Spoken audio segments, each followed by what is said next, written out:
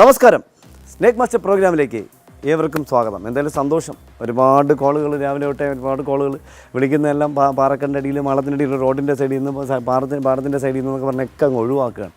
എന്തായാലും ഇന്ന് നമ്മൾ ആദ്യത്തെ സ്നേക്ക് മാസ്റ്റർ ടീം എത്തി നിൽക്കുന്നത് തിരുവനന്തപുരം ജില്ലയിൽ എനിക്ക് ഒരുപാട് അതിഥികളെ സമ്മാനിച്ചൊരു സ്ഥലമാണ് ഈ മേനംകുളം, കഠിനംകുളം, ഈ മേഖലയൊക്കെ ഈ ഒരു മേഖല കഴക്കൂട്ടമൊക്കെ. അപ്പോൾ ഇവിടെ പ്രിയപ്പെട്ട സുഹൃത്തുക്കളുടെ അല്ലെങ്കിൽ പ്രിയപ്പെട്ട സുഹൃത്തുക്കളുടെ ഒരു വില്ലാ പ്രോജക്റ്റ് നടക്കുന്ന സ്ഥലത്ത് പ്രിയപ്പെട്ട സുഹൃത്തുക്കളത്ത് പണിക്കാർ. ഇപ്പോൾ അറിയാം ഞാൻ മേശിരി പണിയായിരുന്നു, കാർബൺ എല്ലാം എന്താ പറയുക, തട്ടുറപ്പിൻ്റെ പണിയായിരുന്നു, കമ്പി പണിയായിരുന്നു, ഇതൊക്കെ നമ്മൾ സ്വന്തമായിട്ട് ചെയ്യണം. അപ്പോൾ ഇവിടെ അവർ ഈ സാധനങ്ങളൊക്കെ വെച്ചിരിക്കുന്ന റൂമിനകത്ത് പ്രിയപ്പെട്ട ഒരു ചേട്ടൻ വന്ന് എന്തോ സാധനം എടുക്കാണ്ട് കയറിയ സമയത്ത് അകത്തെന്തോ സൗണ്ട് കിട്ടുന്നത്. അപ്പോൾ ചേട്ടൻ അവിടുത്തെ കാര്യങ്ങൾ നോക്കുന്ന സുഹൃത്തിനോട് ചോദിച്ചൊന്നു, ഡേ വല്ല പാമ്പെല്ലാം കാണുകൂടി. അവർ പറഞ്ഞേ പാമ്പൊന്നുമില്ല, എന്നാൽ തവളയിരിക്കും എന്ന് പറഞ്ഞു. നമുക്ക് അരങ്കൊടി വെക്കേണ്ടി വന്നേനെ.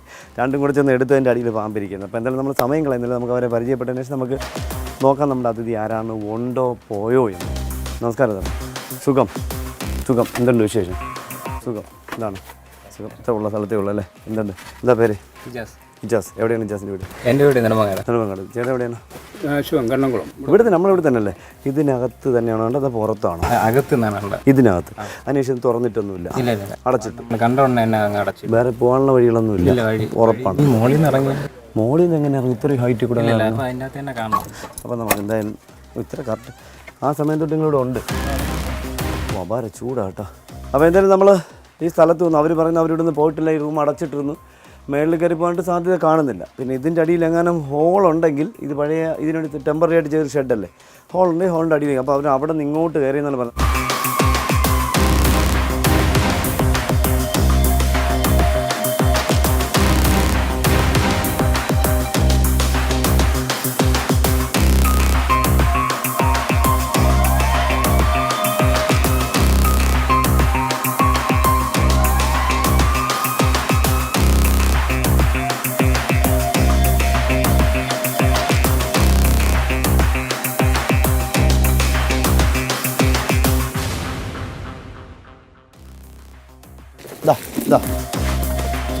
അങ്ങോട്ട് സൂക്ഷിച്ച് വെക്കണം. ഇതിനകത്ത് കളയാൻ ഇതിനകത്തുണ്ട് സാധനങ്ങൾ. ദൂരോട്ട് വെക്കണം ചേട്ടാ.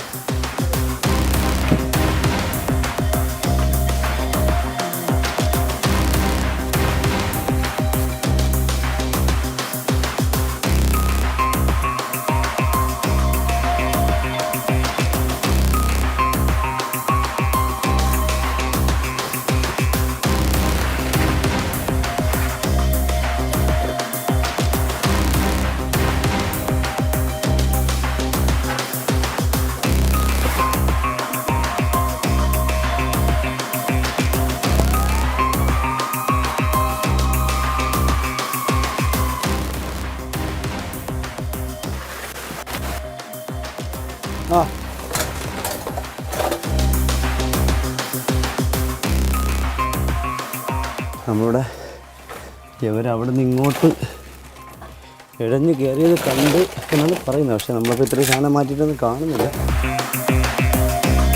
ഇവിടെ പോയിന്നൊന്നൊരു പിടിയില്ല. പൊടിയില്ലാതെ എനിക്ക് മാറ്റിയത്, പൊടിയില്ലാതെ മാറ്റിയിട്ട് പറപ്പൊടി പറത്താതെ സിമെൻ്റ് ആയതിൻ്റെ.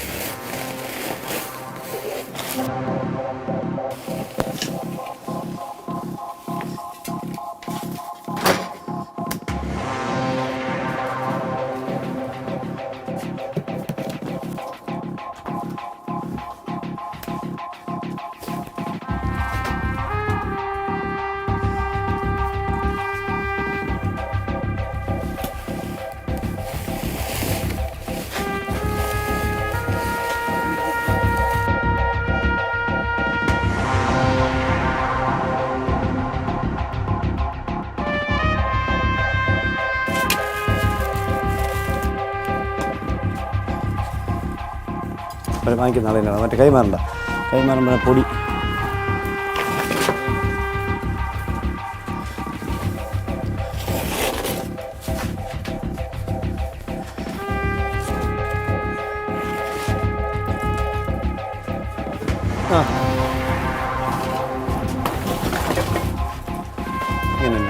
ഇങ്ങനെ പോട്ടെ. ഒരാളുണ്ടോ? അപ്പോൾ നമ്മളെന്തായാലും ഇവിടെ ഇവർ പറഞ്ഞ കണക്ക് നമ്മൾ നോക്കിയിട്ട് കണക്കും കാണുന്നില്ല.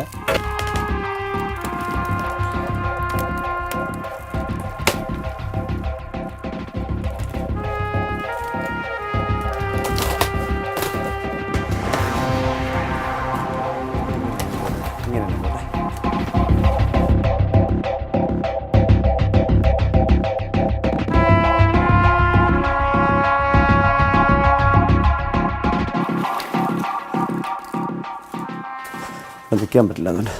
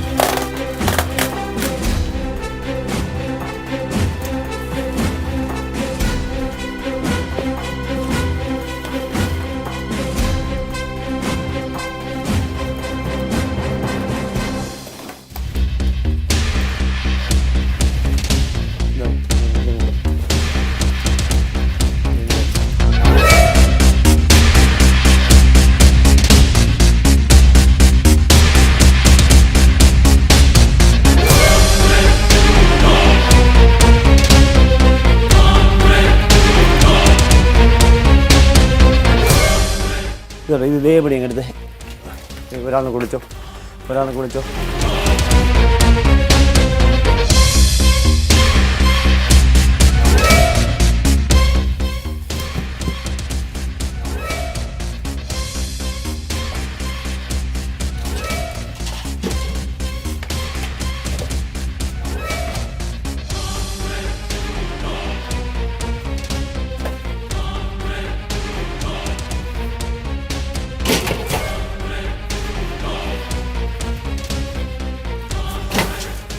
ഇതാണ്ട ഇഴഞ്ഞ പാടുണ്ടോ?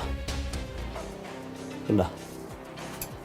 ഇതാണ് ഇതിൻ്റെ ഓരോ പാമ്പുകൾക്ക് ഓരോ പ്രത്യേകത. ഇഴഞ്ഞു പോകുന്ന പാമ്പുകൾ നമ്മളത് കൃത്യമായിട്ട് മനസ്സിലാക്കാൻ ശ്രമിച്ചാൽ പാമ്പിനെ പിടിക്കുന്ന ആൾ എല്ലാവർക്കും അത് പറയാൻ പറ്റും. ചേരയാണോ മുറുക്കാണോ അണലിയാണോ എന്നൊക്കെ പറയാൻ പറ്റും. എനിക്ക് മാത്രമല്ല, പറയുന്ന ആൾക്കാർ ഒത്തിരി പേരുണ്ട്. ഞാൻ പറഞ്ഞെന്നുള്ളതേ ഉള്ളൂ.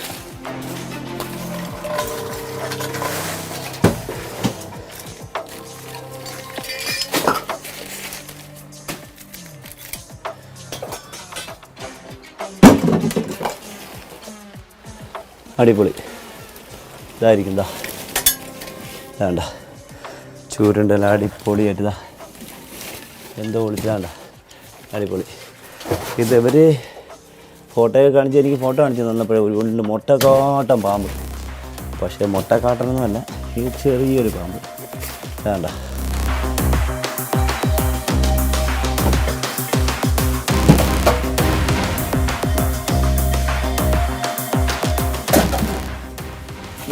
പോണേ അമ്മച്ചി പോണേ. ആടെ പോളി അടി സാക്കേ അടിപൊളി.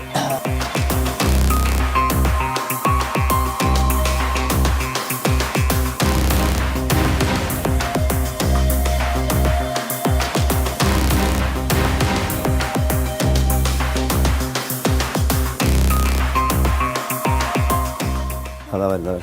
എന്തായാലും അത്ര വലുതല്ല, എന്നാലും തെറ്റില്ലാത്ത ഒരു ചെറിയ താവുക്കിനകത്ത് കയറി അതിലിരിക്കാൻ സ്ഥലം കിട്ടാത്ത നേരെ പോരെയാണ്. എത്ര പോലും നമുക്കറിയാം. നമ്മളിപ്പോൾ ഇവർ ഫോട്ടോ കണ്ടപ്പോൾ നല്ല സൈസായിരുന്നു, നല്ല കൈയുടെ കനമുള്ളൊരു സാധനത്തിന് ഒരു ഫോട്ടോ എടുത്തത്. പക്ഷേ അതല്ല, ഇത് ചെറുതാണ്. ഏകദേശം ഒരു ഉദ്ദേശം 5 വയസ്സിനടുത്ത് പ്രായം വരുന്ന ഫീമെയിൽ പെണ്ണതിഥി ഉണ്ടല്ലേ, ഫീമെയിൽ അതിഥിയാണ്, പെണ്ണതിഥിയാണ്. മുട്ടയിട്ട് കുഞ്ഞ് വിരിച്ചതിന് ശേഷം ഫുഡ് തേടി മുട്ട വിരിഞ്ഞതിന് ശേഷം കുഞ്ഞുങ്ങൾ പുറത്തേക്ക് പോയതിന് ശേഷം ഭക്ഷണം തേടി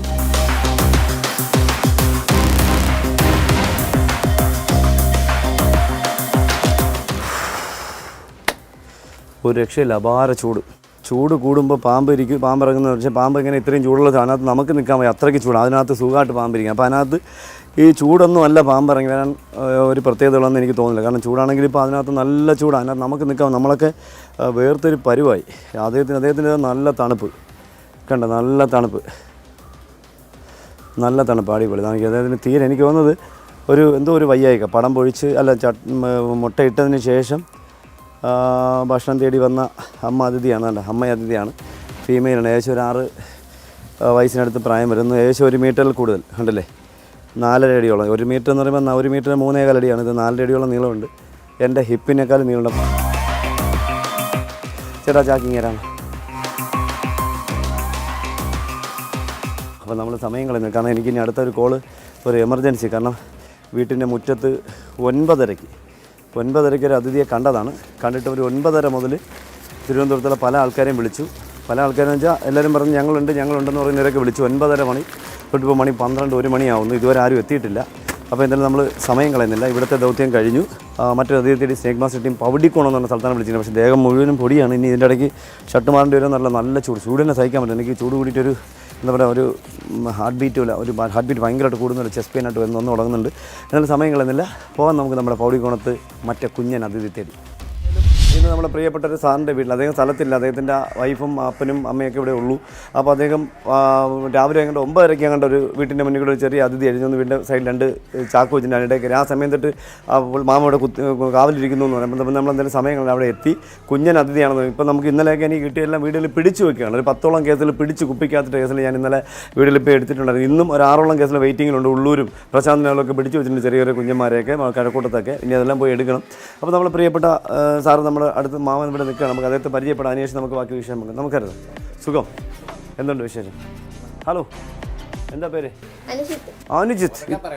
അനുജിത്ത് എവിടെ കണ്ടെന്ന് പറഞ്ഞത്? ഇതെവിടെ കണ്ടെന്ന് പറഞ്ഞത്? ഇതിനകത്ത് പത്തി കൊടുത്തേക്കായിരുന്നു.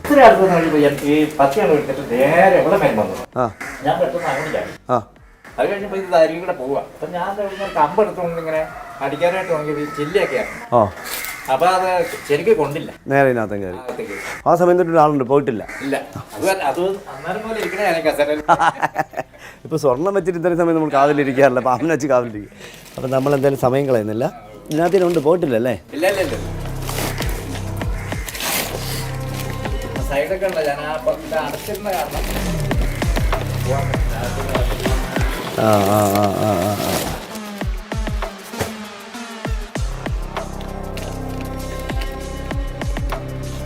ഇതായിരിക്കും ഒരു കുഞ്ഞൻ.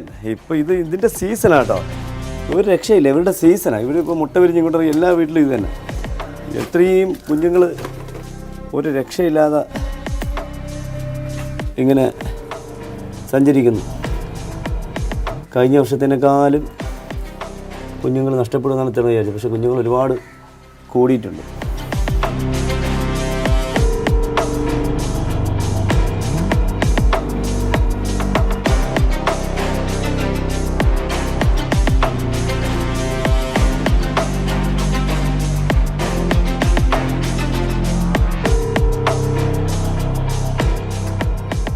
ഒരു 10-15-16 ദിവസം പ്രായം വരുന്നൊരു കുഞ്ഞൻ കണ്ടോ. പക്ഷേ 15-16 ആദ്യത്തെ പടം പൊഴിച്ചതിന് ശേഷം ഭക്ഷണം തേടി ഇറങ്ങിയത്. പക്ഷേ അദ്ദേഹത്തിന് വെനമില്ലെന്ന് പറയുന്നില്ല, വെനമുണ്ട്.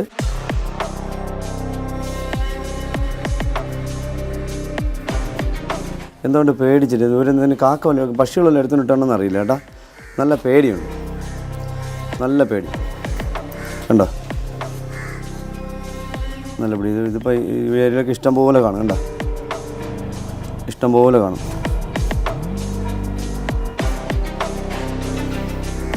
ജനിക്കുമ്പോൾ തന്നെ പത്തി നല്ല. ഞാനിപ്പോൾ എല്ലാ കുഞ്ഞുങ്ങളൊക്കെ ഏത് കുഞ്ഞുങ്ങളായിട്ട് ഞാൻ പത്തി പെടുത്തി നോക്കും. കാരണം വെച്ചാൽ ഇപ്പം നമുക്ക് ഈ കുഞ്ഞുങ്ങളിലൊക്കെ ഈ പത്തിക്ക് മേലുണ്ടാകുന്നൊരു വ്യത്യാസം. എനിക്ക് ഒരെണ്ണം കിട്ടിയത് കഴുത്തിൻ്റെ പുറകിൽ ഈ വര ഇങ്ങനെ ക്രോസായി പോകുന്ന വരെയുള്ളൊരു കുഞ്ഞിനെ എനിക്ക് കിട്ടിയായിരുന്നു. ഇപ്പോൾ ഈ കഴിഞ്ഞ ഒരാഴ്ചയായിട്ടുള്ളൂ. ഇനി എനിക്ക് നമുക്ക് കിട്ടുന്ന ഇപ്പോൾ ഈ ബട്ടർഫ്ലൈയുടെ ഇതുപോലെ ഈ പത്തിയിൽ ബട്ടർഫ്ലൈ പോലെ ഉള്ള ചിഹ്നം ഉണ്ടല്ലോ, അതൊക്കെ കിട്ടുന്നുണ്ട്. അതല്ലെങ്കിൽ ഈ ചിഹ്നമില്ലാതെ വരുന്നുണ്ട്, അല്ലെങ്കിൽ ഹാർട്ടിൻ്റെ ആ ഡിസൈനിൽ ചിഹ്നമുള്ളത് വരുന്നുണ്ടെന്നൊക്കെ നോക്കി ഞാൻ എല്ലാം ഒരു കുഞ്ഞിനെ കിട്ടിയാലും എല്ലാത്തിനെയും ഒരു സ്ഥലത്ത് 10-15 കുഞ്ഞുങ്ങളെ കിട്ടിയാലും ഓരോന്ന് വരുന്നിട്ട് എനിക്കിങ്ങനെ ചെക്ക് ചെയ്തിട്ട് വിടാറ്. കാരണം ഇന്നലെയൊക്കെ ഞാൻ കുറേ കുഞ്ഞുങ്ങളുണ്ടായിരുന്നു, കാട്ടിൽ വിട്ടിരുന്നു. കണ്ടോ, ഇതൊരു കുഞ്ഞൻ, ഇതൊരു ഗ്യാപ്പാണ് കണ്ടതാ. ഈ ടൈലോ ഇതൊരു ഗ്യാപ്പാണ്. ഇതിൻ്റെ ഇടയ്ക്കൊന്നും അറിയത്തില്ല.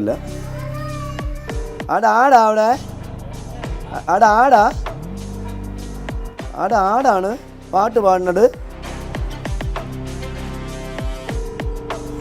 എന്തോ ഒരു ചെറിയ അപകടം പറ്റിയിട്ടുണ്ട്. കാരണം അത് നന്നായിട്ട് പത്തി എടുത്ത് അങ്ങനെ നിൽക്കുന്നില്ല. അപ്പോൾ അതിൻ്റെ അർത്ഥം അതിനെന്തോ ഒരു ചെറിയ ഇഞ്ചുറി ഉണ്ടെന്നാണ്. ചെറിയൊരു ഇഞ്ചുറി എന്തോ ഉണ്ടായിട്ടുണ്ട്. എനിക്ക് തോന്നുന്നത് കഴിഞ്ഞ് വരുന്ന സമയത്തോ അല്ലെങ്കിൽ കഴിഞ്ഞ് വരുന്ന സമയത്തൊക്കെ എന്തെങ്കിലും ഉണ്ടോ. ചെറിയ ഒരു ഒരടിയോളം മാത്രം നീളം വരുന്ന ഒരു കുഞ്ഞൻ. ഒരടിയോളം മാത്രം നീളം വരും. ഒരടി കഷ്ടി ഒരടി എന്താ.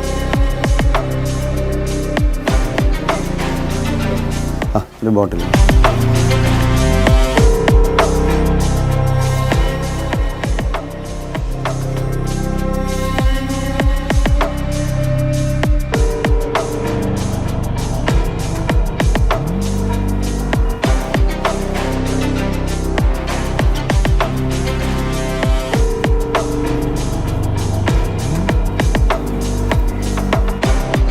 ഇപ്പം ഇങ്ങനെ നോക്കുന്നുണ്ട്. ഇവരിലേക്ക് കടിക്കാനോ, ഇവരിലേക്ക് കടിക്കാനോ നോക്കണം. നിങ്ങൾ ഇവരിലേക്ക് ഇനി അടുത്ത കടിയായിരിക്കും.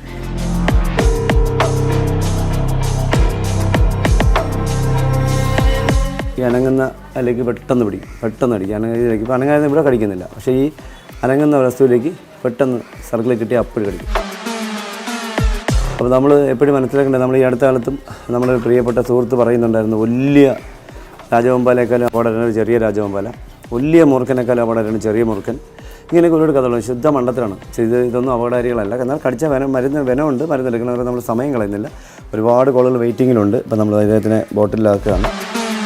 കുഞ്ഞൻ എന്ത് അനുസരണയുള്ള കുട്ടിയെ പോലെ കൂട്ടിക്കയറാൻ നോക്കിക്കോളൂ. അപ്പോൾ നമ്മൾ എന്തായാലും സമയം കളയുന്നില്ല. ഒരുപാട് കോളുകൾ വെയിറ്റ് ചെയ്യണം. അപ്പോൾ ഇവിടുത്തെ ദൗത്യം കഴിഞ്ഞു.